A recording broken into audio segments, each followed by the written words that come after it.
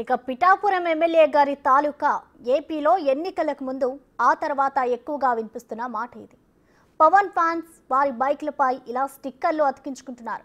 అయితే మరో అభిమాని ఇంకో అడుగు ముందుకు వేశాడు. పిఠాపురం ఎమ్మెల్యే గారి తాలూకా అనే పేరుతో ఫ్యామిలీ రెస్టారెంట్ ఓపెన్ చేశాడు. పవన్ మీద అభిమానంతో ఈ రెస్టారెంట్ ప్రారంభించాలని చెప్పాడు. సర్వీస్ చేయాలనే ఉద్దేశంతో ఏ ఫుడ్ ఐటమ్ అయినా 99 రూపాయలకే ఇస్తానని అన్నారు ఆయన.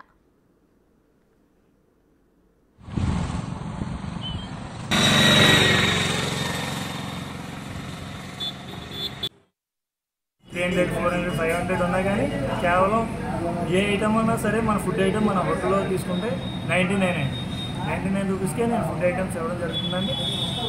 ప్లస్ హైజెనిక్ ఫుడ్ అంటే quality, best quality and quantity ఇవ్వాలనే ఉద్దేశంతో పెట్టాను సార్.